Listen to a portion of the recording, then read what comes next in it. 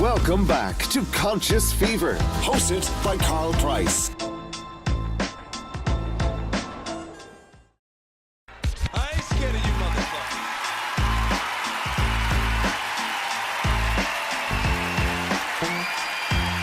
You are listening to Conscious Fever, hosted by Carl Price.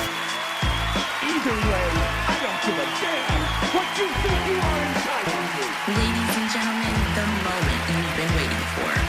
So listen responsibly. It's the best of the best. It's the one and only DJ Ice, Louisville's coldest DJ.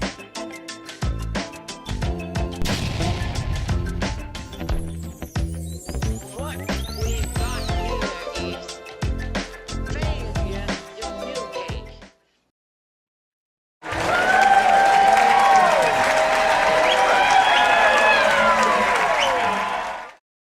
All right, thank you all. Good evening. This is Conscious Fever here on Ice Entertainment Television, Conscious Fever Radio. I am Carl Price, your host.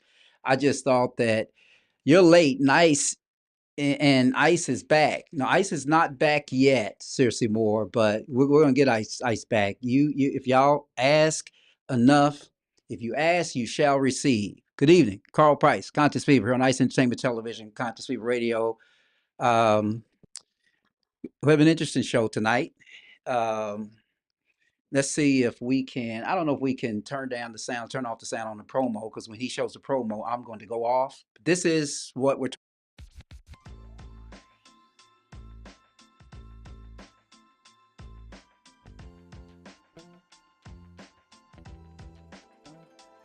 This is what we're talking about tonight. This is breaking down the Cat Williams interview on Club Shay Shay. Bring me back. Okay. So this is what we're going to talk about tonight, because I know, you know what's crazy is that when these people see me here, I appreciate y'all doing that, but y'all are rude making all that noise. But anyway, listen, this is Conscious Fever here on Ice Entertainment Television, Conscious Fever Radio. We're going to talk about Cat Williams tonight. We're going to talk about the interview. We're going to talk about everything that everybody's talked about all week, and we're going to get your input. We can see your comments. Seriously more, can you let me know which platform you're watching on? Are you watching on Facebook Live on Carl Price's page, or are you watching on a Conscious Fever page? That would really help me understand where these comments are coming from. And thanks for reminding everybody that I'm late. Hey, Rosalind Walker. Hi, Sugar. Hi, Sugar. Do you like the way they spell sugar? S-U-G-A, Paul. Anyway, Paul Mullins is here with me tonight. I'm going to take these glasses off because, but these lights are really bright here. Facebook. Yeah, I know, seriously. Which part on Facebook? There's 2 pages on Facebook. And don't let me get ignorant in here, please.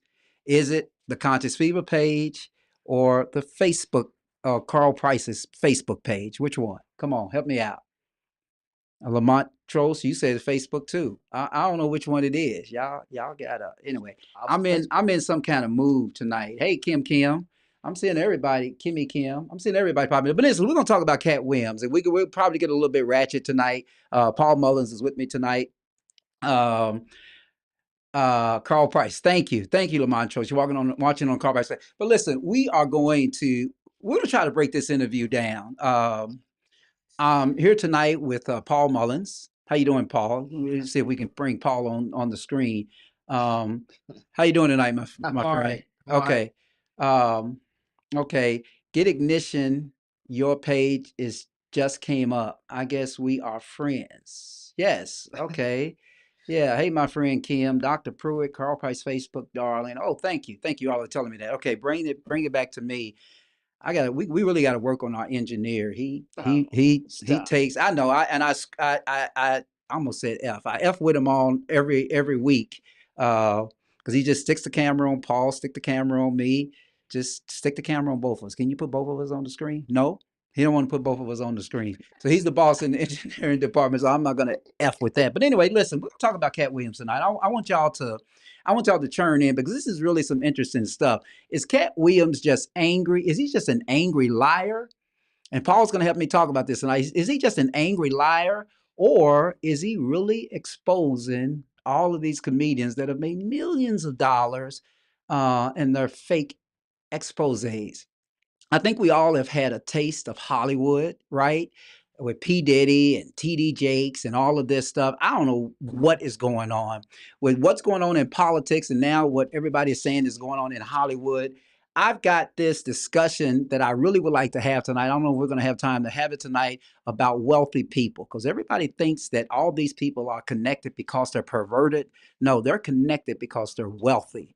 And that doesn't mean that wealthy people are perverted. Well, not at least not all of them. No, he's just telling the hidden truth. Yeah, we're going to talk about that. We need a banner with you and Paul live. The banner is on there. It's Carl and Paul. Don't you see that? Carl and Paul is right there. Is that what you were asking me? I don't know what that is. Anyway, listen. So I'm going to get started. As soon as I come back, don't go anywhere, y'all, because we're going to really talk about this stuff tonight. And I really want to talk about this stuff tonight. And I always like talking about it when I look good. All right. This is Carl Price, Conscious Fever. I'll be right back. Don't go nowhere.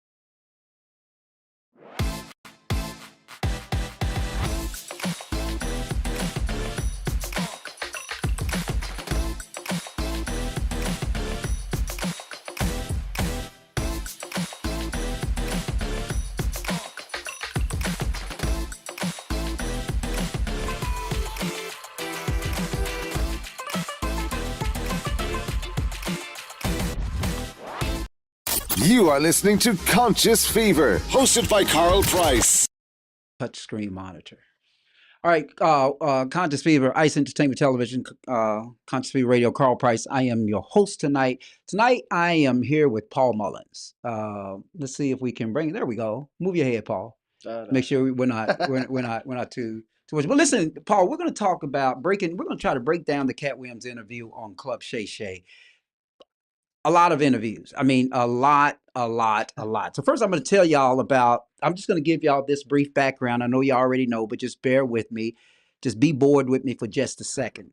Okay. So this is an explosive interview with Cat Williams that, as everybody knows now, has gone viral. Since it was released, it has gained over 40 million views in just 1 week's time. 42 million, Paul. The comedian Cat Williams caused an uproar after his candid conversation on Club Shay Shay show on YouTube with Shannon Sharpe, the great Shannon Sharpe.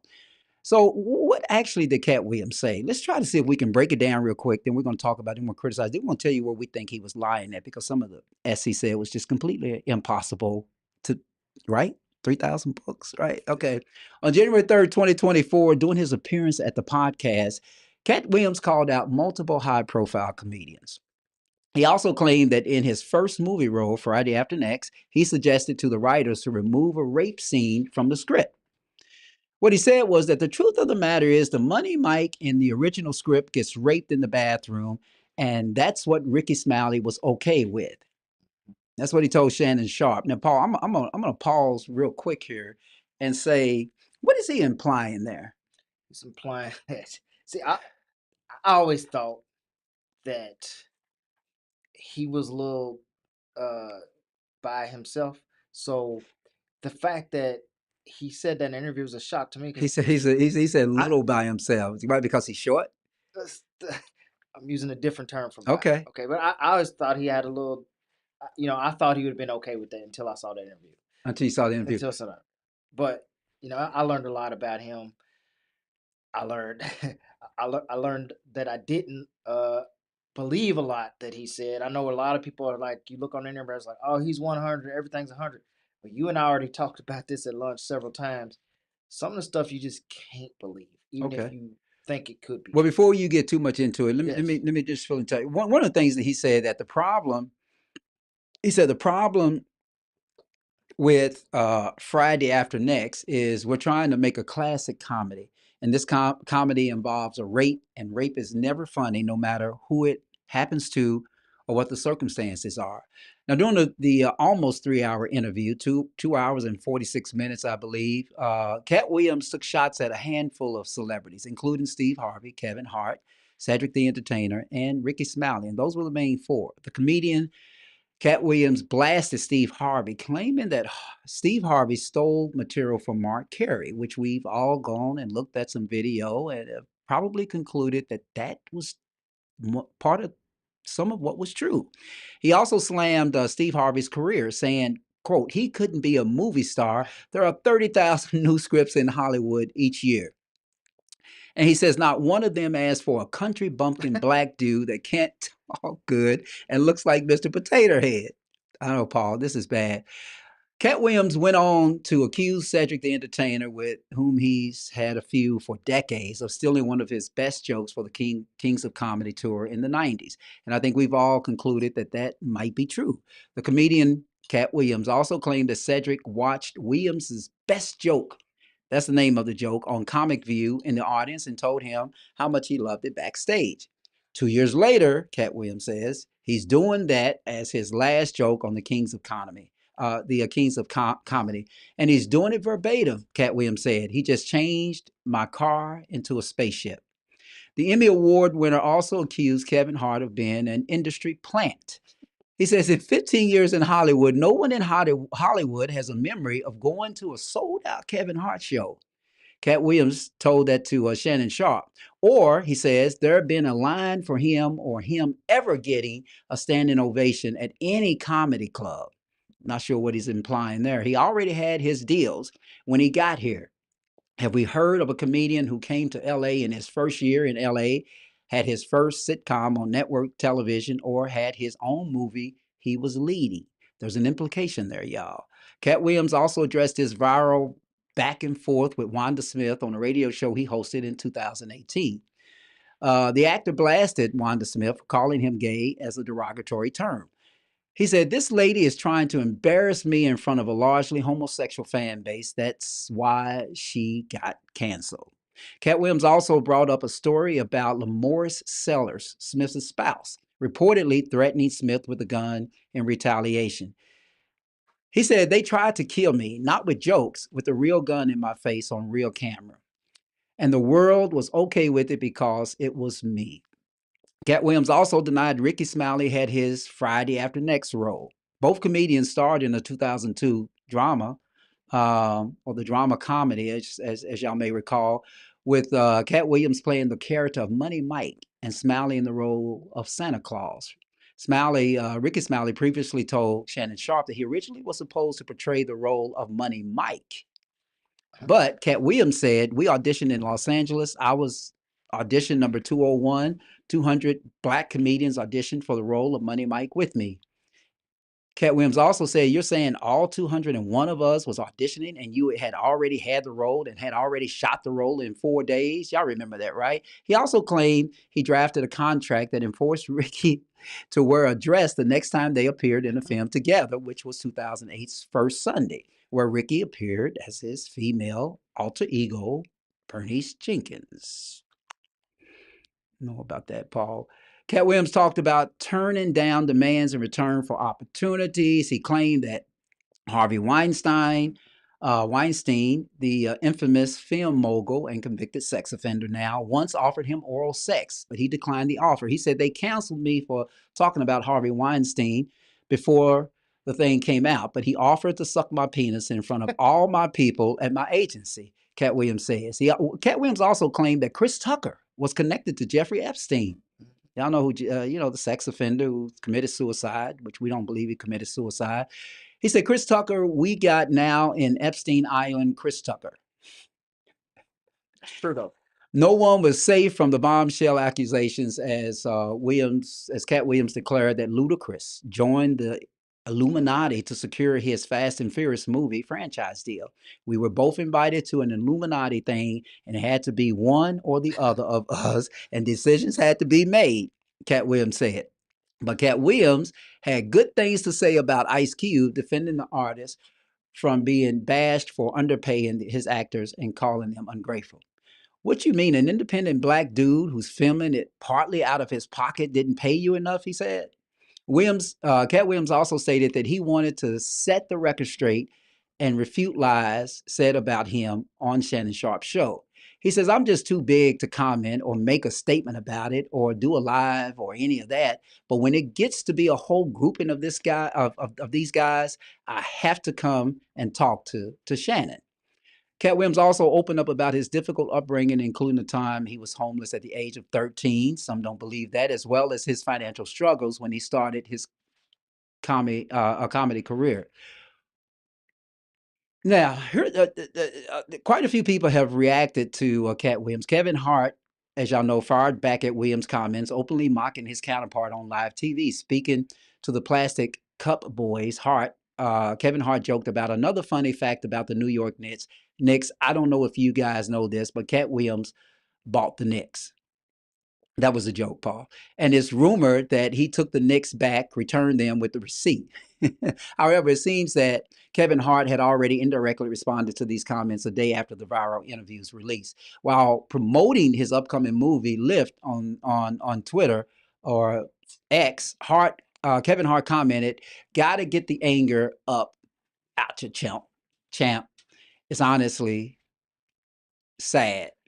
Now, Ice Cube, as you know, also responded to the claims made by Cat Williams about the casting and an alleged rape scene in the Friday movie. The rapper took to Twitter, now X, and said he wanted to clarify some things. He said, "I would never shoot a rape scene in a movie, especially Friday, where you actually see this happening on camera. That ain't my style," according to Ice Cube. He also added that Ricky Smiley was up for the Money Mike role, but Williams was a much better fit. Mm-hmm. He said Ricky Smiley also weighed in on his radio show that he had no reason to lie about the casting, but none of them refuted what he said. That's interesting. "There was no way in the hell I could have executed that role like that, and I'm glad that they made that decision," according to Ricky Smiley. Ricky Smiley also addressed the statement that he is obligated by contract to wear a dress if he is in a project with Williams. The radio host said contract terms have no relevance in his decision to play a woman.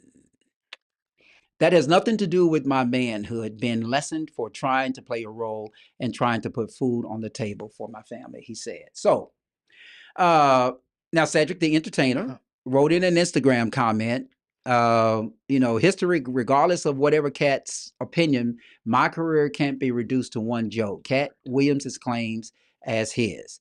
Ludacris has responded with a freestyle dissing Williams, saying, "Never been an Illuminati, only Illuminati." What does Cat Williams do? Cat Williams, as y'all know, is a comedian, an actor, best known for his comedy specials. By 1999, Williams had performed at comedy clubs around the country and was an established comic. Apart from starring in numerous comedy specials, Cat Williams is also an experienced actor. While he made his acting debut in 2002 on NYPD Blue, he gained prominence for his role on the improv comedy show Wild 'N Out. He has also played supporting characters in films such as First Sunday and Norbit. However, he is more widely recognized for his character Money Mike in the 2002 comedy Friday After Next. In 2018, he won a Primetime Emmy Award for Outstanding Guest Actor in a Comedy Series for his role in Danny Glover's Atlanta. Now, having said all of that, let's talk about Cat Williams, Paul. Let's get down to the nitty gritty. First, let me, if I can we go to iPad 2? Let's just start. First, let me just get your introductory comment, Paul. Well, we talked about this, and the first time I actually said, okay, let me go look this up. We were doing your show last week, and one of your, I forgot who commented in, said we need to look at it. And I was like, I knew the story, but I didn't know the story. I was just like, this is much ado about nothing. This is just, somebody trying to draw attention to himself. So I went home. I told you I went home and I watched the interview, And when I text you right after the show last week, and what did I say about Cat Williams right after I left this show and You watched? said you text me and said he's a liar. Right. So what do you think he was lying about? Man, some of the stuff that he's coming out and saying that people are saying has some truth to it. I just got the overall impression that if I was talking to him as a friend of mine, he'd be like that friend who had a story that had truth to it, but he just took it to the nth Took it to degree. the next end. And it's like, So what do I you don't think he's believe lying it. about, Paul? In particular, what do you think he's like? Because here's the thing. Here's the thing. Almost everybody has responded that he It's not talked lying. about or targeted, right? And they never said he was lying. They don't say he's lying, but they treat him more like he's just an angry man in the corner who's mad at everybody else's success. That's Right, really what which is typical of somebody who cannot say that you're lying and it's not true. Because the problem with saying that you're lying and it's not true today is somebody will post it on the internet and say, well, no, here it is true. So again, it goes to that portion of what I was talking about where he's telling the truth, but he's exaggerating. Like the Friday part where he said he didn't think it's his involvement in the show that they didn't put the rape scene. And Ice Cube's like, no, this is my movie. You just because you're an actor and you whisper something in the mirror don't make you responsible. So that was the for my-" exaggeration. Yeah. But I don't know. I see quite a few comments, and I don't know if we can, if whenever you want to just post those comments, I mean, we can, and we can talk about them if we need to. I know Sister. I didn't think he was lying about everything, but when you, I'm a lawyer, you're a lawyer. When people lie about a little bit of something and you just can't believe it, then it kind of like throws doubt to everything they're saying. For instance, you and I had this conversation. We did the math. How many books did he say he read? He said 3,000 a year between the ages of 8 and 12. That's Right. before he left home 3,000. at 13. Sounds like a lot of books. It is a lot of books. So we It's did eight- the math. 8 books a day. 8.5 books a day. A day, every single day as a child. And I'm just like, if you did that, So he had a childhood like Michael Jackson. you couldn't read 8,000. You couldn't read. So I said, okay, fine. You read 3,000 books a day. If you did it from the ages of 8 to 12, let's just take 2 years. That means you read 6,000 books in 2 years. I don't believe that. 8, I don't 9, believe that. 10, 11, 12. That's 15,000 books in Right. 5 And years. so even if we started saying, well, what if they were short books? What did I say, Carl? I said, you got to put your hand on 3,000 books in a year. 3,000 different books. And what did I say? When we were back in the 70s and 80s, we actually went to the library. There was actually a brick and mortar library. Library was not in the palm of your hands. We all read the encyclopedia or tried to read the encyclopedia. I tried to read the dictionary. I started reading the dictionary at probably when I was a teenager and just couldn't get through it all. I'm not sure what letter I stopped at. So I know it's possible just to pick up a book and just start reading, Right. but you think it's just a little bit incredible to read 3,000 books a year, In a year. at 8-year-old because At you 8 definitely something. won't have a childhood No. and you're probably turn out to be a genius. But Cat Williams is sort of a genius in the comedy world, understand right? it's not smart, but I mean, it's an exaggeration. If you told me 300, I'd be like, huh, that's a stretch, but I can believe it. 3,000, that's like, there was once an NBA player who said he slept with 20,000 women. And it sounds like, oh yeah, he's an NBA player. I'm sure he did until you do the math. And it's like 5 women a day for his whole life. No, it's not real. That's not a realistic. And these 8 books a day are 7 days a week. Yes, had to Yeah, be. yeah. And he's from a religious family, which probably prohibited doing anything but church on Sunday. Yeah, he was. He said 7 days a week. Jehovah's Witness, I believe. I'm not sure what it was, but Something like anyway, let's look at some of his stuff, Paul. If you, let's just show the people some of this stuff. I'm sure y'all seen this, and then we can comment on it. So this is, check this out. Can you put that on the single screen with iPad 1? Be the poster child for smoking weed. He don't smoke weed like that. Right. He in the church. He Michael Jackson's best friend. Christmas. Michael Jackson called him Christmas. You ever met a man that gave you a little nickname like that? No. Me neither.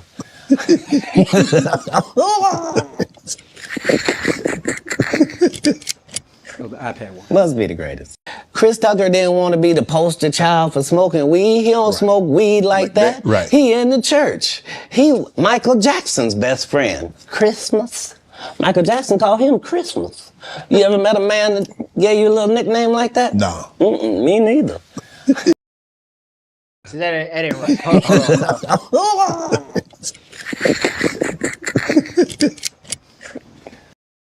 What are your thoughts about that, Paul? He's not telling people a truth. He's basically joking, like he's playing. What is it? But he's implying something very serious. He's implying that Chris Tucker and Mike Jackson had a Has something going relationship on, right? that But was. that's the joke. That's the joke. I mean, everybody's taking it like it's gospel truth. He don't know how much weed Chris Tucker smoked. He don't know any of that, and he doesn't like when people tell him that he does drugs, or that later on in an interview he gets mad because people say he did drugs. He's like, But he said he did do drugs. Right. But people think he did, and he gets mad. So how's he gonna talk about Chris Tucker and how much weed he smoked? Right, but Paul, but you do agree with me. You do agree with me that as lawyers, we have lawyers that we know, and we're around these lawyers, and at the end of the day, we know their backdoor stories, right? So why do we think that comedians don't know the backdoor stories or the closet stories of other comedians? He sounds like he's cracking a joke. Like if you're sitting in a room and somebody comes in with some high Or waters. implying the truth in a joke. I mean, if I walk in a room and I got on high waters, I do have on high waters, and you might tell a bunch of jokes, but that don't really mean that I do that every day or Yeah. that that's my personality. He's just telling jokes, and people need to see that. Michael Jackson called him Christmas. Right. Okay, but look, he may have once, twice, maybe it was 20 times. I don't know, but he's a comedian, y'all. He's trying to make you. You think he's implying that Chris Tucker went to the what was it, Neverland? Neverland? What was the name of Michael Jackson's amusement park? Right. Neverland? Is that what you did? Right. So remember today, we were talking about this, and I Three said, quick points. You mean in I said to you that he doesn't three quick really points.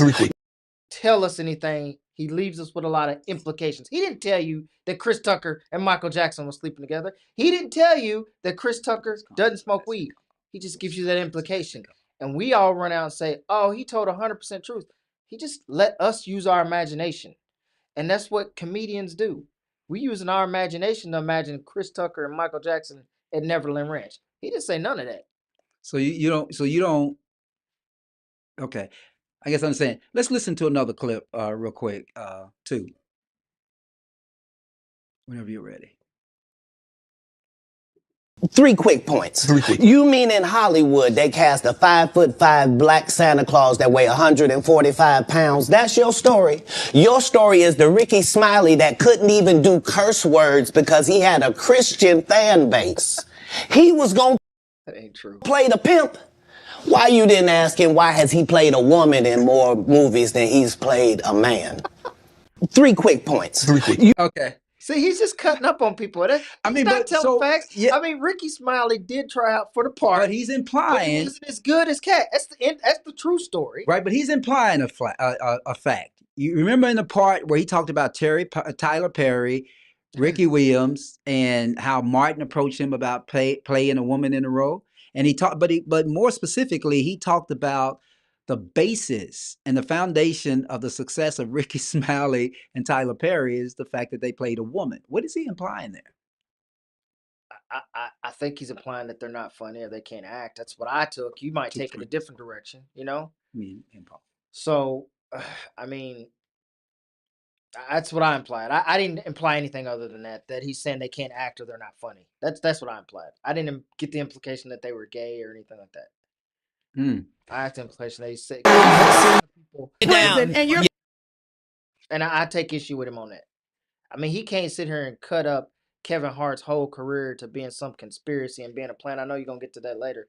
Kevin Hart's funny. We would have went to see Kevin Hart, or he's a funny guy. So don't take away his career because I didn't like that part. You didn't like that part. Let me see if I can find another part. Hold on one second. I've never seen them have anything that I ever wanted. If you sign up for their program, you get a light-skinned, weird-faced wife that never do an interview. Listen, in 20 years, won't do an interview. Nobody's ever talked to her, and she's never been interviewed anywhere. And now, understand, I'm not talking about one person. What I just told you applies to 7 people. How they all end up with that. That's part of what you get. I came in this business saying I was going to expose. Listen, that's Cat Williams, and Okay. he is not. He's putting his foot on next and pressing it in harder. Give us another Okay, this. Okay. Why the shade though? I guess it's that's the question I have. Why the shade and why now? I understand that Cat Williams won't put out a statement like ordinary actors would do, post something on Twitter and say, I can't believe they went on Shannon Sharp and at Club Shay Shay and said that. Why do you believe that he felt it necessary to actually show up on that show, which obviously a pretty good at 42 million in 1 week? And if you want views, damn, that's what you have to do. I'm assuming, but what do let's read between the lines, Paul. I mean, what is he angered? Is he a comedian that is washed up? And I know we talked about this earlier, but I don't believe that that's the case because he's got a show that's coming here in Louisville on April the 12th. And Cat Williams does pretty good on his shows and his Netflix specials. So what happens if Cat Williams is coming to Louisville? And I don't know what his pre-ticket sales are like, but what do you think has happened to his pre-ticket sales now? I think they've probably gone off the chart. Then there's your answer. You need attention. So you think this is all just a fad, just a marketing thing? I don't think it's marketing. I think that's Cat Williams' personality is to riff and talk about people. That's what he's always done. He's one of those comedians where he will, talk about other people. That's what he does. I think he's doing the same thing. He's calling it truth. But this sounds like, if you ever watched Cat Williams in concert, and I have, it sounds like one of his concert things that he would do in concert. I don't like the implication you're making, though, Paul. The implication you're making is that nothing about that interview from Cat Williams was genuine. I think some of it was genuine, but the problem is, just like I said, if I have a truth, like Carl Price came to me and asked me for $500, and I retell it, Carl Price, I gave him $5,000. It has truth to it. And maybe you don't want anybody to know that. Damn, I get 5,000 Look, if I ask for 500. I made that up, y'all. But I'm saying, if somebody's telling a truth that people don't really want to expose, like you ain't heard from Steve Harvey, because Steve Harvey probably stole a few jokes. I don't think a few stolen jokes make Steve Harvey or Cedric the Entertainer's career. Cedric the Entertainer has done many movies. We all know his movies. Are we there yet? We like those. Those are family movies. Cat Williams didn't have nothing to do with that. Even if he stole Cat Williams's joke, he didn't have nothing to do with that. So, but Cat Williams wants to say, basically, I made everybody and everybody stole all these things from me or stole them from other people and they don't deserve what they get. Steve Harvey is on, what is the game? Family Feud. Family Feud. Cat Williams didn't have nothing to do with that. I think he owns a part of that brand. But I'm saying Cat Williams didn't have nothing to do with that. So he's coming out and he's making these statements. He's drawing attention to himself. If he held them for this long, why not keep holding them? Why is it necessary to tell the world that didn't already know that Steve Harvey was wearing a wig piece? Why is that necessary? It's how you clown on people. Just like I think it was pretty obvious. If Steve Harvey, his age, and he's got this black high top fade. But you asked me, what's the purpose of it? Right. There is no purpose. He's just doing what he does. He's joking on people. He's playing the dozens. He's taking them down. So you think he went on Club Shay Shay to just simply get this attention to do a show? And I guess the problem I have with that, Paul, is that I don't think he needs that attention. I think he was genuinely addressing maybe the beef that he has with these individuals. Maybe he's jealous. Maybe he thinks he deserves more. I'm not sure if he's jealous. Let me say this. Maybe if you think he's jealous. Not jealous in the sense that I'm specifically jealous of you, but jealous when you get to a point to where you think, man, I got so much talent. I got so much skill. I got 19 shows. I should have more than Steve Harvey because I worked harder than Steve Harvey. I worked harder than Cedric the Entertainer. I should have more. Why do they have famous foot around near billions? Kevin Hart's and wife. I got millions. So that's jealousy. I can't He say may her not name. see it as jealousy. He may see it as, well, I'm blowing the lid off all this. But at the end of the day, if he was a billionaire, he wouldn't be on TV. He wouldn't care. He wouldn't care. So it's a little jealousy. I don't care what he says because you don't have a reason to expose people and come on Club Shay Shay and do all this. unless it's something that you either want or something that you're jealous of. And I think it's a little bit of both. He needs the attention, or maybe needs a strong word. Maybe needs a strong word. He wants the attention. Why? Because all celebrities want attention. That's why they become celebrities. The celebrities who don't want attention and go into a hole, what do? We get mad at them and say, you want to be a celebrity. That's why you got all the paparazzi chasing you. And then when they don't want that, we act like you don't need to be a celebrity no more. So celebrities want attention. Paul, I agree that most celebrities live with the disorder.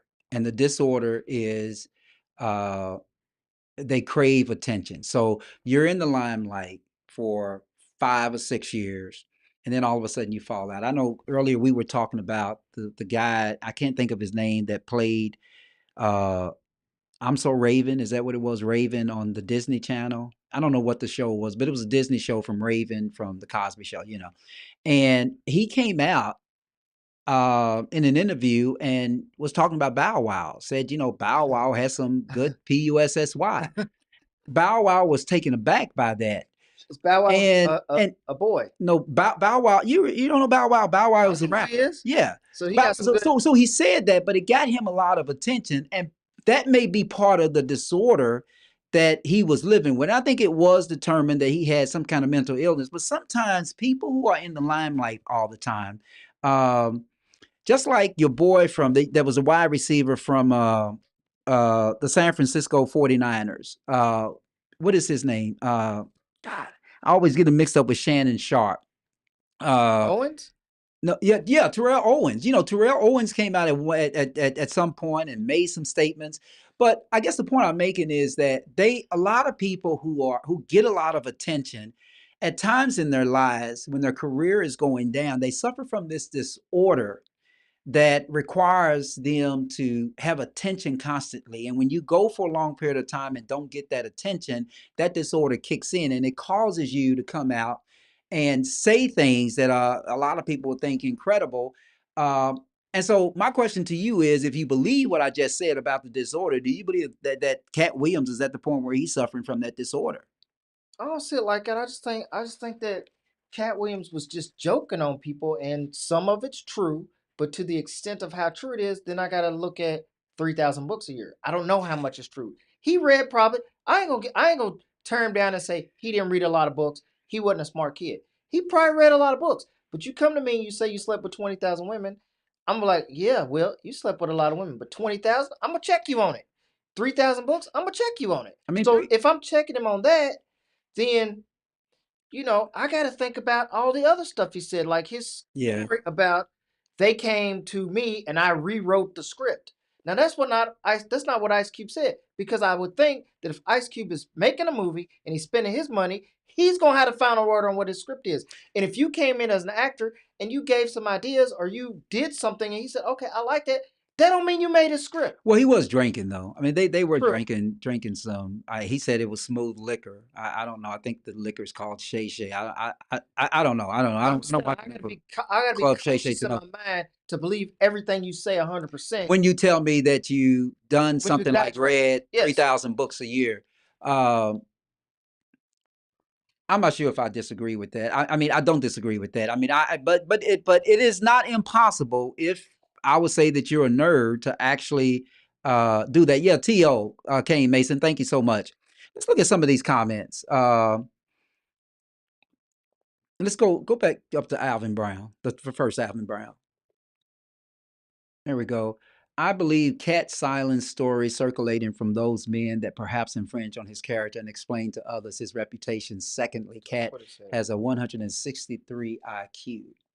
I mean, that's what he actually said, that he came on the show because he wanted to out the people who were.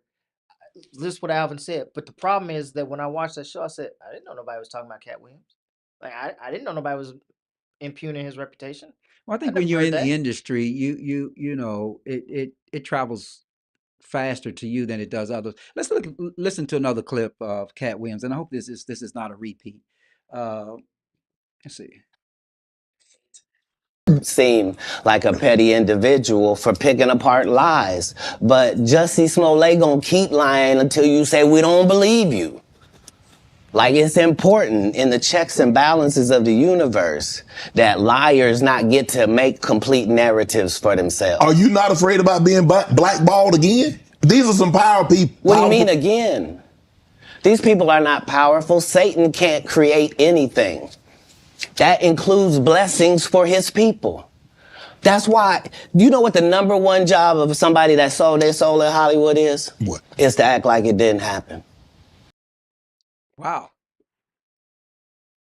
I don't know what sold their soul to Hollywood is. I mean, Well, you know what it is. I mean, Tell it's me. it's the same thing that Quincy Jones talked Tell me. about several years ago. I don't know if you remember that Quincy Jones had an episode where they said, you know, well, he's old and old people don't have any filters. Quincy Jones basically came out and said the same thing that Cat Williams said, but not as colorful. He said that, in order to get through Hollywood, you have to go through and you have to exchange some favors. I mean, Quincy Jones said that Yeah, but what sold my soul? about 4 or 5 years. I mean, it's giving sexual favors to Harvey Weinstein, gotta who be has all of the ability You ain't gotta be. to make you or break you in Hollywood. But you ain't got to be in Hollywood to have that happen. People have. No, it I happen. understand that, but regardless nothing of that, though, Paul, the point is nothing special about that. But the point is that I think what Cat Williams is implying, what a lot of people from in the from this thing called Hollywood have always said, that you have to climb some mountains, and I don't mean that literally, but you have to climb some mountains. Just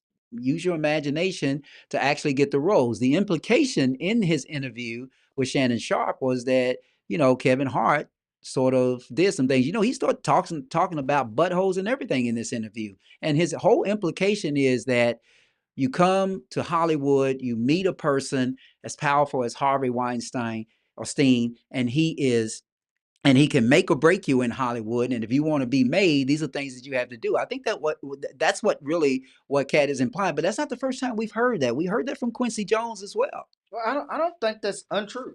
I don't. But I also know that happens outside of Hollywood. But why do it's you? nothing special What to difference? Hollywood. Okay, yeah, I'm trying to figure out why you would say it. It happens everywhere. But I'm just saying. And we talked about Bill Cosby earlier, right? We talked about Bill Cosby and how we go back. And I think I was asking you about Sharon Stone and what was the name of the movie? What's the name of Basic Sharon? Instinct. Yeah, Basic Instinct. And you couldn't understand when I told you that she uncrossed her legs and crossed her legs in front of that detective. And so you think that she sold her soul to Hollywood because she did that scene? No. That's not what I was implying. What I was implying, I was just making the point to you that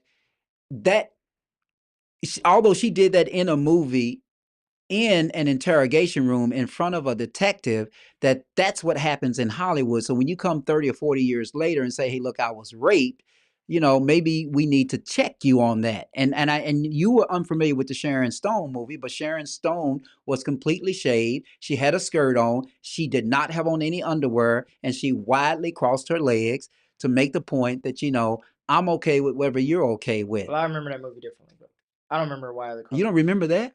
Do you remember seeing her private part? I remember seeing a scene, but Do you remember seeing her private part that was shaved? Calm down. No, I'm not calming down. I'm Calm just down. asking you. Everybody, that's all everybody was talking about was Sharon Stone and what she was doing. Let me tell you what I was as an eager young person watching that movie.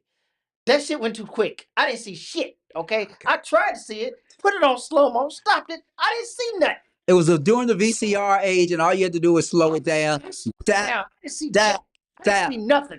So all these people out here saying she did all this, we didn't see nothing. Quit saying that. Hold on, we got a comment for you, Paul. Post that comment. She said, Paul is, I believe, Cat Williams' silent story circulating those men. That's the wrong one. Paul is so boring. He on here before. He is getting paid. Comedians are funny. Yeah, they talk about people, but they don't make up untruths about stars. Cedric sucked. Huh. Cedric sucked. Greg said he saw it all. Greg, you saw you saw it Basic Instinct, right? I didn't see nothing. Every young boy couldn't wait Tried to watch that movie once they knew what was going on. But anyway, I was making a whole different point about that. Y'all may hear some background because I'm trying to get to another. Do you believe you could take us back to the next to iPessy? tell the same jokes today as when you started out? I mean, Eddie Murphy not telling those jokes. Richard Pryor wouldn't be able to tell those jokes in 2024 that they told in the 70s and the 80s. So they wouldn't have told them. But that's my point. They're not inferior people. No. If they were in this time, they would be going according to our time. Just like then, we were going according to that. Like, that's how it is in the world. There are words that we can use for a while. And we use them for a while until somebody says, that ain't a good word. Yeah. We should stop saying that. Correct. That don't make people feel good. And we stop saying the word. And we move on to another word. You can't say the R word. You can certainly say special needs. Yeah. You can certainly say spectrum. He's slow. There are things that you can say to get your point that don't have to hurt people. Right. But you would know that if what you did was construct the English language for a living, then you would understand that part. Do you believe you could tell the same jokes today as when you started out? I mean, Eddie Murphy not telling those jokes. Richard Pryor wouldn't be able to tell those jokes in 2024 that they told in the 70s and the 80s. So they wouldn't have told them. But that's my point. They're not inferior people. No. If they were in this time, These people I work with, y'all just don't listen, don't pay attention to what's going on. I thought I heard that twice, and I think I did hear it twice. But anyway, why are you shaking your head, Paul? Cat Williams went on Club Shay Shay. Your producer's doing a fine job. I'm not. Listen. Okay, go ahead. The Migos. Who are the Migos? Do you know who the Migos are? Rappers, aren't they? The Migos. Let's listen to that clip. Can we get to that clip? Do you help them get out of financial situation?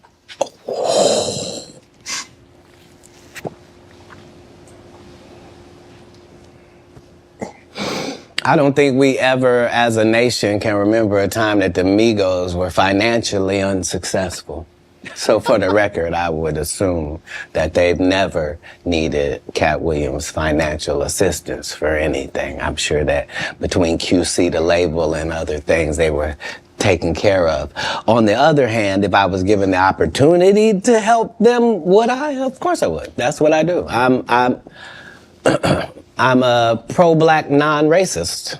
Like, I really, really love black people, but I don't love them more than other people. I love everybody. I'm a black guy, and I try to stick with that. But yeah, I'm not one of those pillow talkers either. Like, when I do something good, I'm really not doing it for the gram. It's not for any of that. I'm just doing it because it's good to do.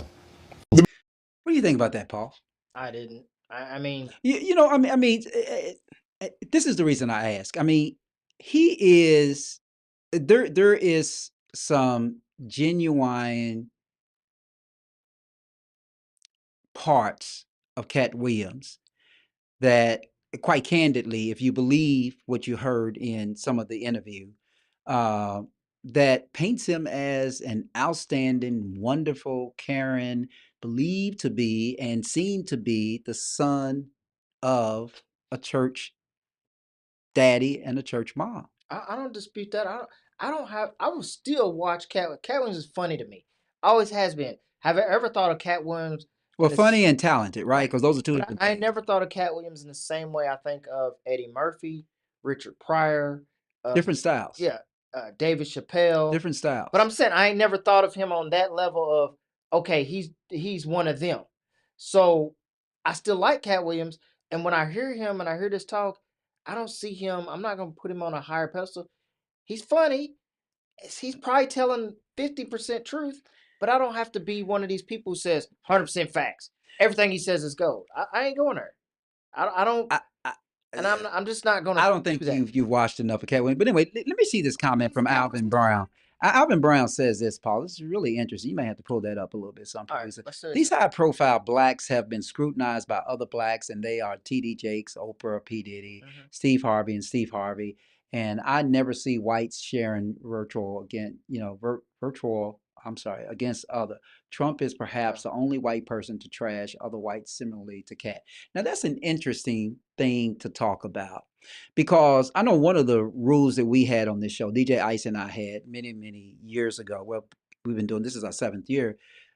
But during the early years, we vowed that we would not have a show where we're just bashing black people, or particularly black men. Remember I said that last week. Tonight we're going to talk about two black men. We talked about the guy in Vegas that jumped at the judge, and we talked about Danny Cameron.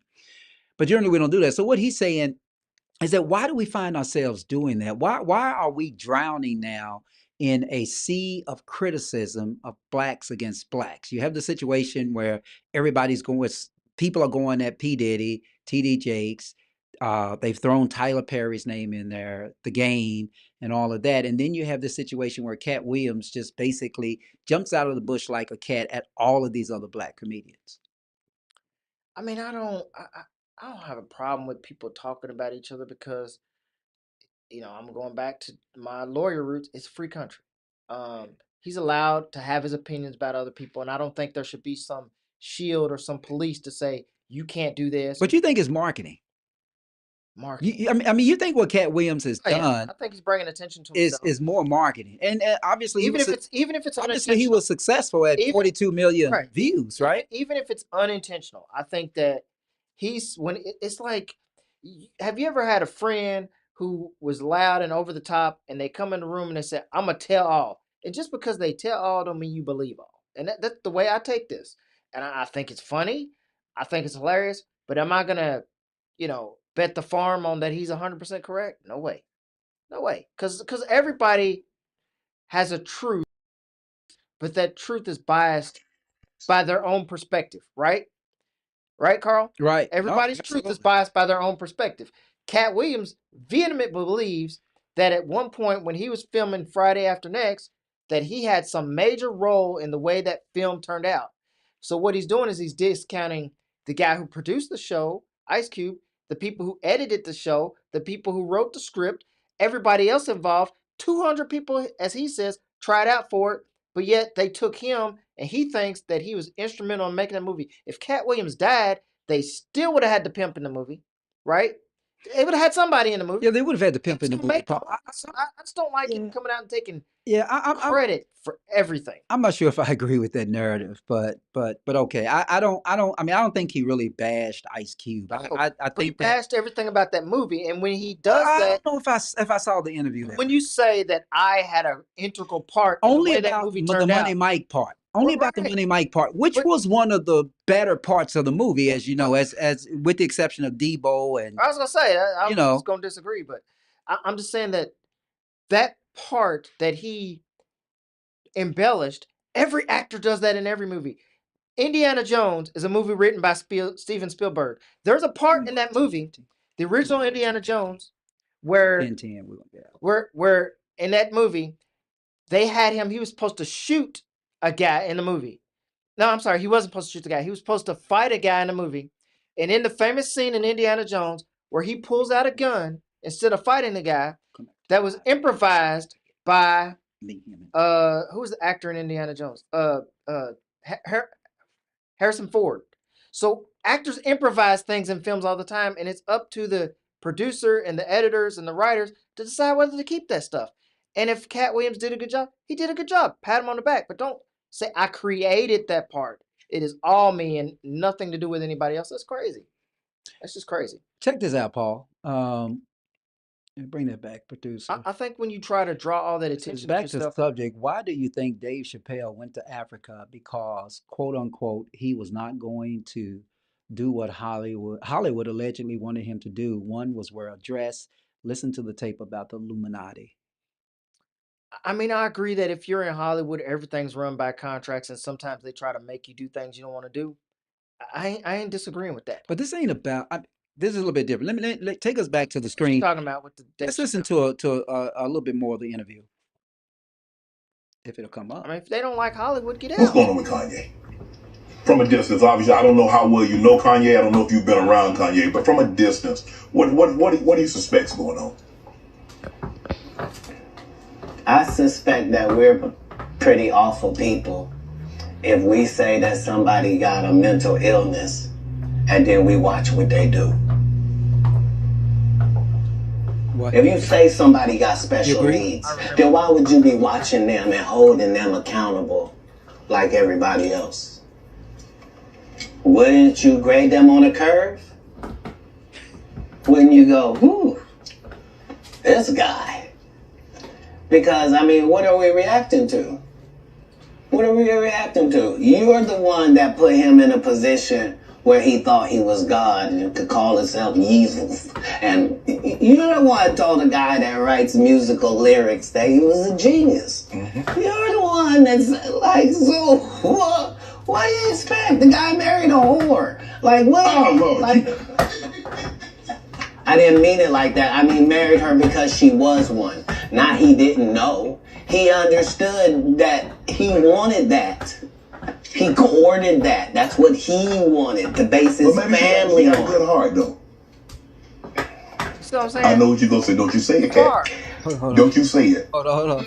I'm going to move the If conversation. what I'm saying is not correct, then how does she end up with Pete Davidson?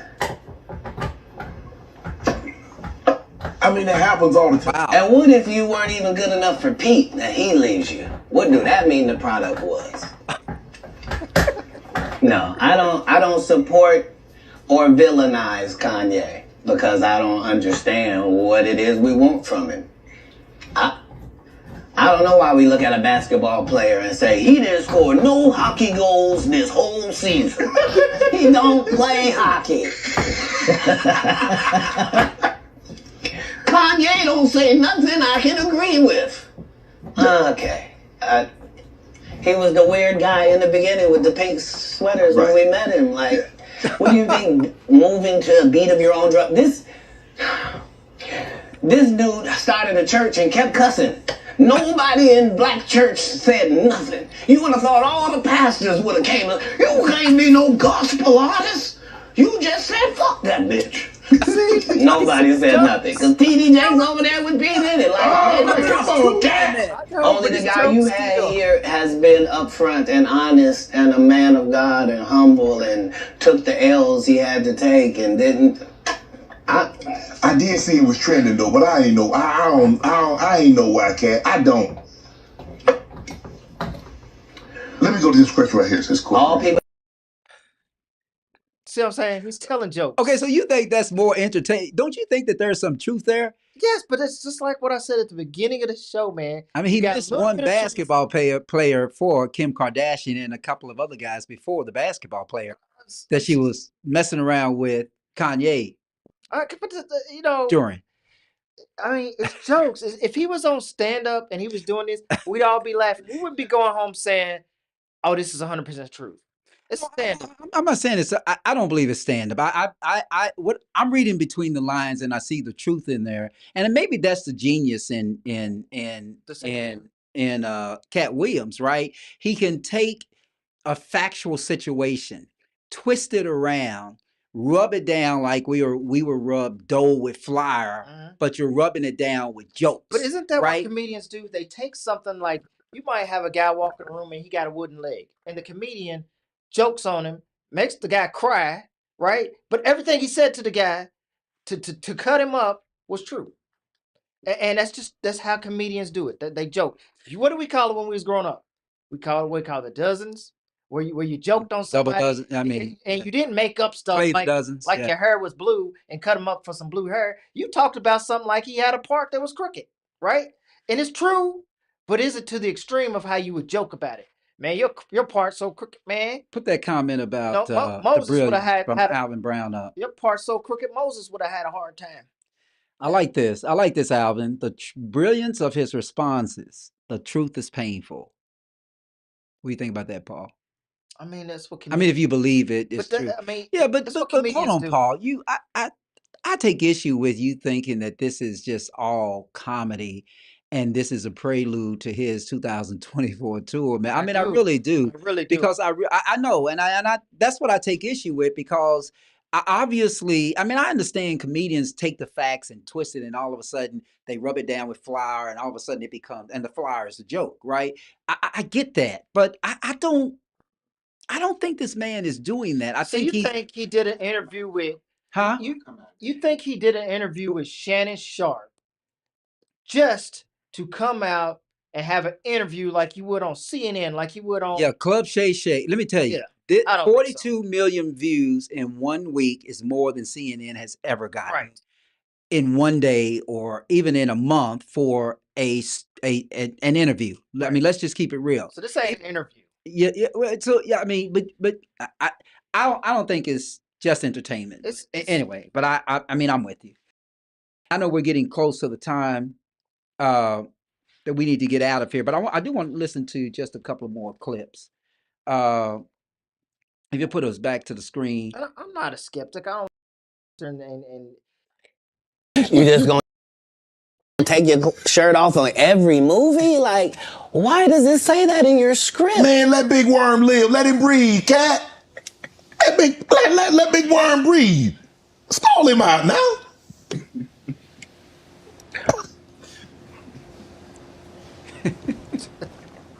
You having an unnatural allegiance to losers is not like you. No, I ain't got no allegiance to the man. But you got to admit the role that he played, Big Perm in Friday now. You got to give him credit for the role now. Come on now. Let me ask you a question. Yes. If what you're saying is correct, why wasn't he in next Friday or Friday after next? I mean, his role, it wasn't good. About Ricky Smiley, right? Sorry. There was a lot of people that appeared in the first one that weren't in the second one, cat. I'm just telling you why. I'm sorry. I'm sorry that there's a news flash that there are reasons for things in a business. Yes. Oh, okay. Well, why did you bench D-Lo? He had 2 points. What are you talking about? Shut up. But I like him. Nobody cares about that. That's not what we're talking about. These are business conversations that deal with businessmen. Right. Right. When you're good at something, you should progress. The guys that are not as good, they should fall down by the wayside. Like, so what? Alvin, I would love to bring him on the show when he's here on April the 12th, and that would be very interesting. But Cat Williams really doesn't do a lot of interviews, and I think that's why we begged the question as to why he did this one. And I think it's and I have figured out that I think it's a combination of things. It's listen, I'm here to address lies, which most people don't do. They don't need a 2.5, almost a 3-hour podcast to address lies. I mean, there are many, many ways to do it. People don't do that. And most people don't do that. But, at the same time, as my engineer here says, it's an interesting time that is right before his 2024 100 city tour. That's the genius right there. That you got all this attention, this 40 million views. He's coming to Louisville. I didn't know he was coming to Louisville. Yeah, April 12th. Yeah. But Paul, let me just put something in perspective here. Club Shay Shay normally doesn't get even 1 million views. Okay, so it's not a situation where he said, if there's a show that I should go to, let's everybody, because I can tell you, everybody will be coming on Club Shay Shay. He doesn't get 1 million views all the time. They will. But 42 million, I don't think anybody expected that. So I don't think that he was thinking, I'm going to go on here because everybody's, because it's busting with 30 or 40 million views. Now, this is just kind of a first. Like I told you, man, I've been telling you, I still don't think he said a whole lot. I think it's funny, and I think we think about it, but at the end of the day, he ain't told us no nitty gritty. Has he told us? I think he has. Has he told us that Chris Hart or Chris Tucker got on their knees and had fellatio with somebody or something like that, or slept with somebody? Has he told us anything detailed? No. He leaves it all to our imagination, and then we speculate. Oh, well, Kevin Hart must have got fucked in the butt. And I'm sorry for your preacher out there, but that's what I'm saying. Kevin Hart must have got screwed in the butt. He ain't never said that. Who ain't never said that? He did not say Kevin Hart got screwed. Well, he implied that. Exactly. That's my whole point. Everything he's doing is implication. But Paul, come on, we're lawyers, right? But that's no. That's comedy. No, listen to me, man. We're lawyers, and the one profession that knows the second most about defamation than lawyers are entertainers, especially comedians. So comedians don't sue each other for defamation. So he, I don't think he. First of all, I don't think he. I think you make a point that if it was true, because the truth to a defamation lawsuit is, the defense to a defamation lawsuit is that it's true. So why didn't he come out and just say, Kevin Hart got screwed in the butt to get all these shows, et cetera, et cetera. But he clearly He clearly said it, but I don't think he said it in a way that Kevin Hart can run to federal court and file a defamation. I don't think he said it in a way to make you think that he's actually saying it. He just gives you the implication. Hey, they asked me to get on my knees. I didn't. I didn't get the part. Kevin Hart got the part. We're gonna show That's another. not saying anything. And I don't even know. Yeah, I mean, I don't even know if that's true. Like again, it goes along with the Carl. Paul, Hollywood is a whole different eagle, man. But I'm just telling you. It goes along with. And I don't want to get too personal. It goes along with but the I'm 3,000 gonna tell you, I did some work in Hollywood. I heard about all of the stuff. I'm not Hollywood, but in West Did you ever Hollywood. meet Jeffrey Epstein? I never met Jeffrey. Harvey Weinstein? Never met those. I didn't do that kind of work. But I was out there right Cat when I Williams got might my say you bar did. license. I was at no. Cat Williams might say you did. I was out there. I was out there before Cat Williams started to do his thing. But I'm just saying that Hollywood is a different eagle. And when you talk to the people out there, I had a publicist. I had what some would call an agent, and what I was doing out there, just continuation of a modeling career when I got out of college. However, I can tell you that there's a lot of truth to what he's saying about what happens in Hollywood. And let me just say this, and I used to represent a singer who was on the top Billboard 100. We went out to the Soul Train Music Awards. He told me some stories that I never thought, because I was a young lawyer, kind of naive, and I was representing him, and he was just telling me about the people that he met and the things that they said about the industry and how do you get ahead in the industry. He was floored. He was actually one of your frat brothers from my college, but he was floored about that. So I don't doubt that what he's talking about I don't doubt that has some validity to I don't it. doubt that that's not true, but he's specifically naming super people with incredible talent and saying, well, they must have done it too. That's a serious allegation. Maybe it's true, maybe it's not. But You think he's not- Kevin Hart is an incredible talent, or I mean, no. Let me just challenge you on that. No. Hold on. Let me just challenge you on that. Do you think he's an incredible talent because where his success is now, or because Cat Williams is implying that it has nothing to do with how good you are. It has everything to do with how many favors you passed. I mean, same with Steve Harvey. I mean, do you think Steve Harvey is there because he's really one of the best comedians in the world? So you think that? And I'm just asking. I'm not saying he is or he He isn't. says Kevin Hart is a plant that everybody writes. I guess he's implying that everybody writes his jokes and that nothing he does is original. But Kevin Hart still has to take the material and go out there and perform it. And all I'm saying is that's talent. Anybody can do that. I mean, we can do that. You think they could give you Kevin Hart's jokes and you can go out there and perform it at the same level? I'm not a stand-up comedian, He makes but facial expressions. He imitates people. He mocks I mean, but hell, I just did by reading the teleprompter, and I know a lot of those people thought I was coming off the top of my head. But I'm saying that's not talent. When you are watching Kevin Hart perform and he's imitating people, he's got his own stick, and you telling me that anybody could do that? I can tell Kevin Hart's joke, but if I stood next to Kevin Hart and we told the same joke, who you think people are going to applaud for? Even if I'm telling the same joke. Alvin Brown says dozens lead to fights because it dogged people, mothers, and his slight of Kim Kardashian was true. She did a sex tape with. Move your cursor for me.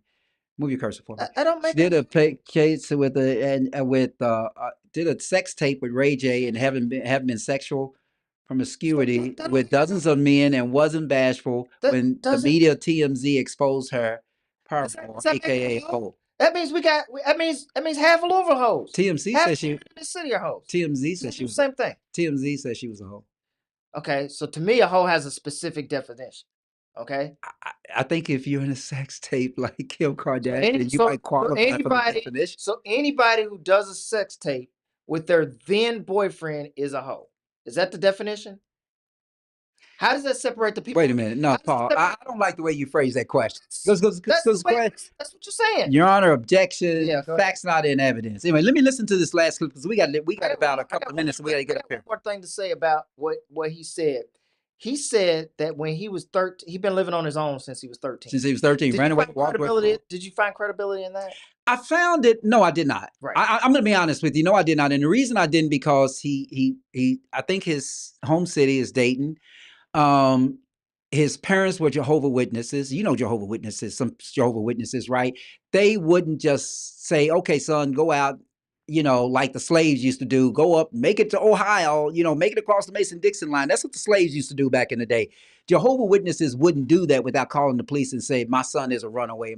You understand what I'm saying? So I didn't find, I found an issue with the credibility of that. Maybe he did leave home, but maybe he went and got some assistance. No. Maybe he got some assistance from a relative, and that's the part of the story that he's not telling. But I'm hard pressed to believe that a religious family would come in one day into the 13-year-old's room and realize that he's not there. He said 2,500 and his Rottweiler puppy, right? His puppy's not here either, and not report him as a missing person. So one way to check it is to Google whether there was ever a report in Dayton with the Dayton Police Department of a missing child that was 13 years old by the name of, because Cat Williams is not, I think it's his stage name.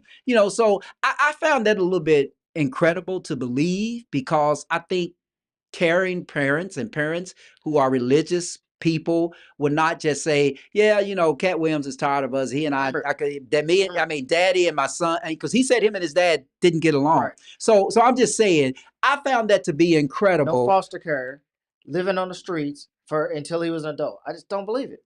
Okay. Let's listen to this last clip, and then we got to get out of here, people.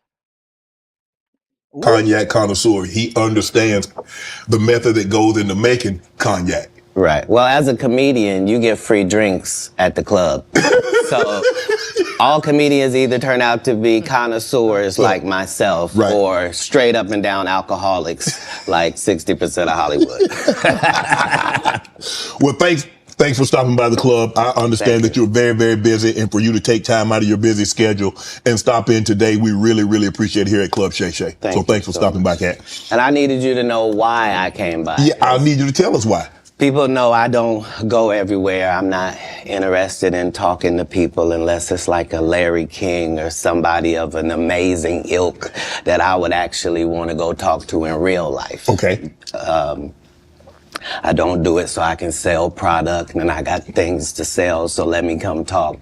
He's refuting what you said, You have a great product here, and as a fan base, we love the attention that you spend on the guest. We love how much work you've done, how well you know them, how prepared you are. The same things that we liked about you in football.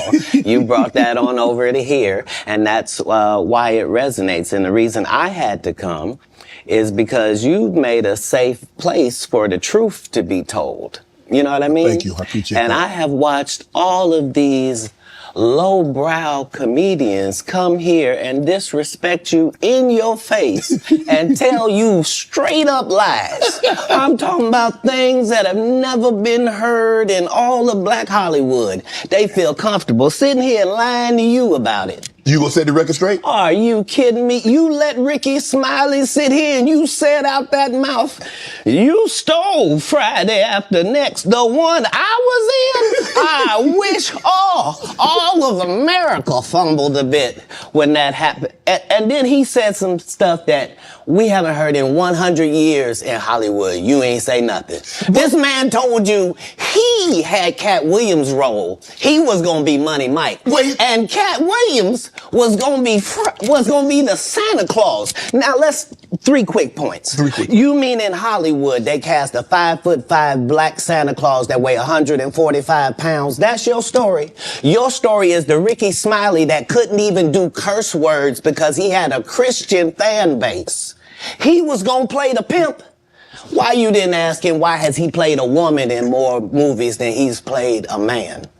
Well, I didn't know he shouldn't be able. You wouldn't let a athlete that been on steroids talk about one of the greats. Ricky Smiley can't act because Ricky Smiley can't act. He told you the story about when the movie came out. Where did he say he watched it? At home. He wasn't even at the premiere. You telling this man, you stole that. Oh, so he could get his name in the same sentence with a great one. It is sad. He was just that bitter when we were shooting it. He told everybody, it should have been my role. Everybody on the scene. Why do you think no cast member has ever said anything? He couldn't have played that role like you. I thought he was... Sir, no one... Why no... He was with KD? He beat up Terry Crews? Why nobody know this story? You talking about in Hollywood, they switched off roles. You take this and he, what? So Ricky Smiley knows this. And I don't know why he would lose a child and come on the air and start lying. That's why people believe in rituals right there. Is because, well, why would he lie? I don't know why liars lie. But I can tell you this. We auditioned in Los Angeles. Yes. I was audition number 201. 200 black comedians auditioned for the role of Money Mike with me. You're saying all 201 of us was auditioning and you had already had the role and had already shot the role in 4 days? The truth of the matter is, the Money Mike in the original script got raped in the bathroom, and that's what Ricky Smiley was okay with. Cat Williams had to take the risk in front of the studios and the cast and our powers that be in his very first movie and say respectfully, humbly, guys, if we're talking about anything else, I have no credibility and I have no pull. But we're talking about comedy, right, where I have all the credibility and all the pull. The problem with Friday After Next is we're trying to make a classic comedy. And this comedy involves a rape. And rape is never funny, no matter who it happens to or what the circumstances are. If you would allow me to allow us to do this movie without a black man getting raped in it, I promise you that it will be twice as funny as it would be with him getting raped. So considering that's the real story, why would you bring up that story? 35 members of the cast and crew have never brought up that Ricky Smiley was gonna play Money Mike. No one ever saw me put on a Santa Claus suit. We got a wardrobe department. They made a Santa Claus suit for me. Why that wasn't in the bloopers? Why? And here's the other thing. Everything that Money Mike said, Cat Williams wrote. So what Ricky Smiley say on his? Denied that. Ice Cube denied that. Ice Cube denied it. Okay. Well, anyway, I'm going to give you the last words on that. I mean, I think that one of the things that I think, I thought you was going to keep us right there. One of the things that I think, I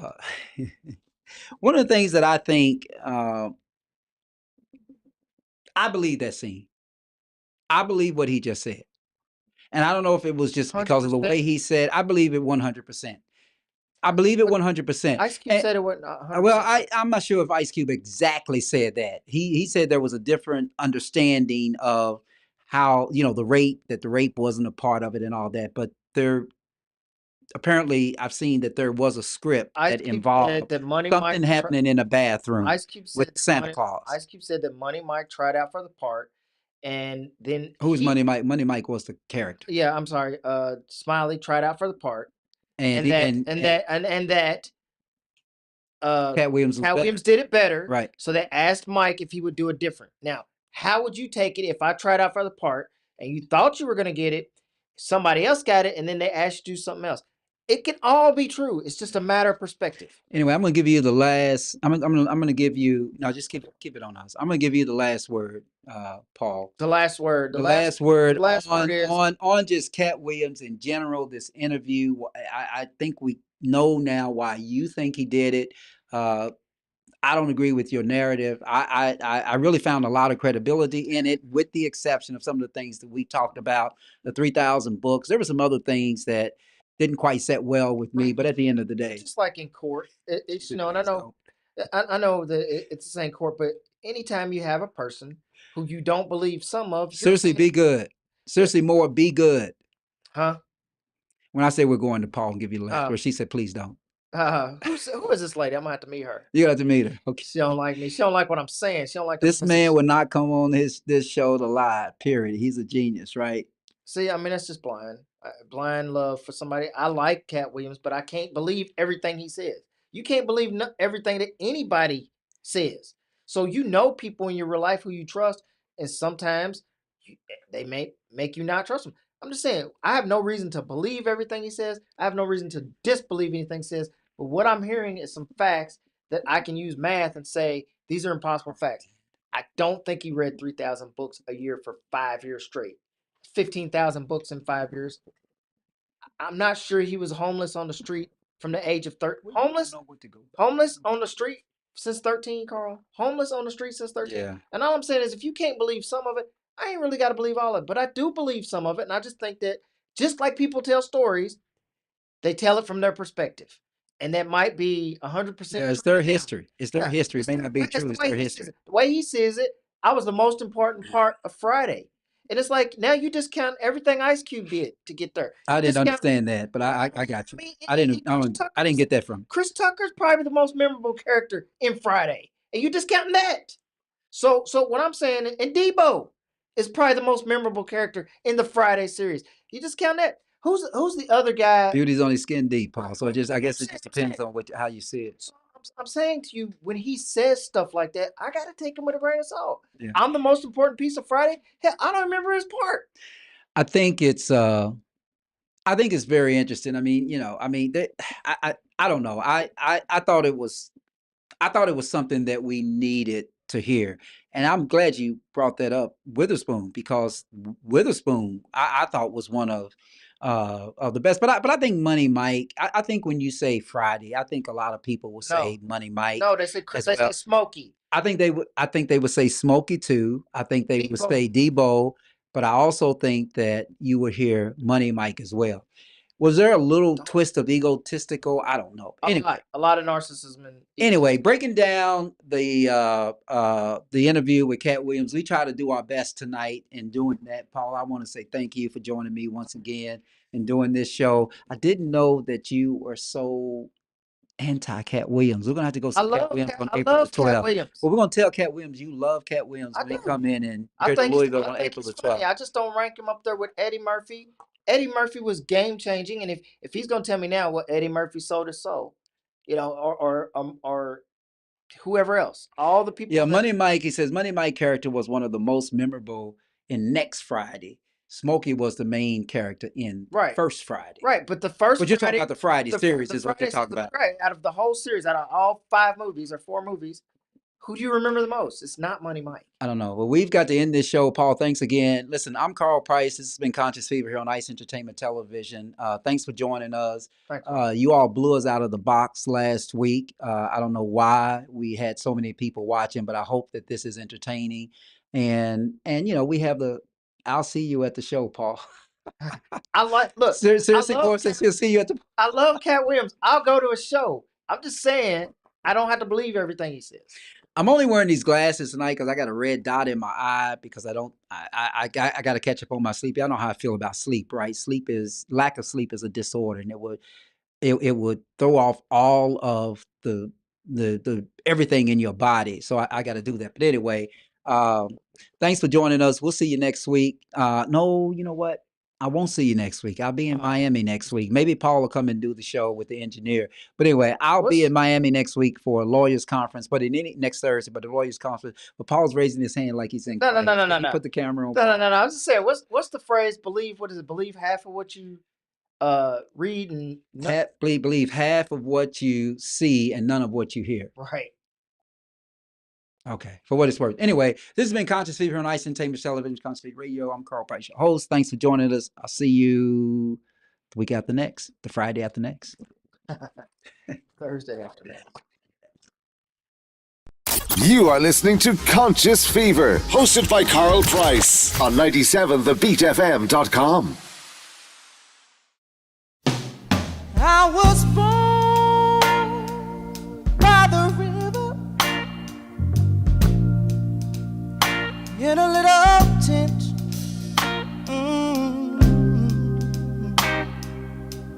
Like the river I've been running ever since. It's been a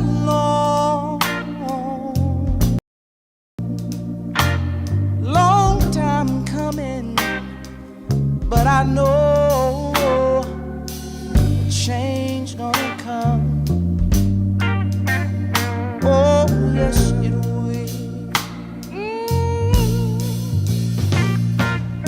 It's been too hard living, but I'm afraid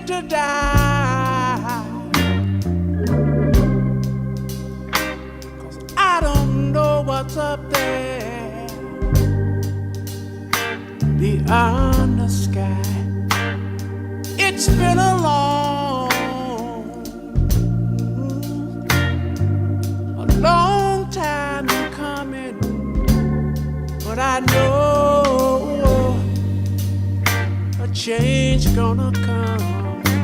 Oh, yes, it is.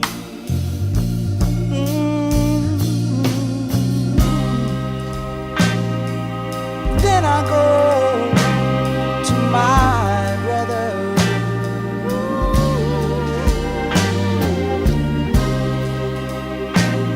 And I say, brother, help me please.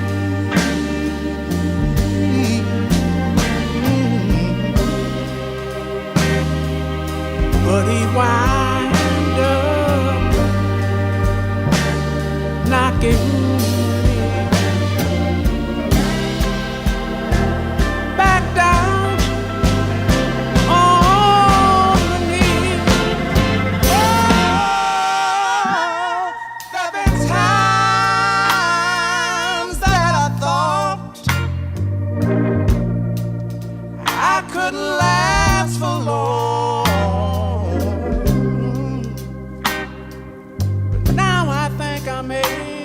I'm able, Father, to carry on. And it's been a long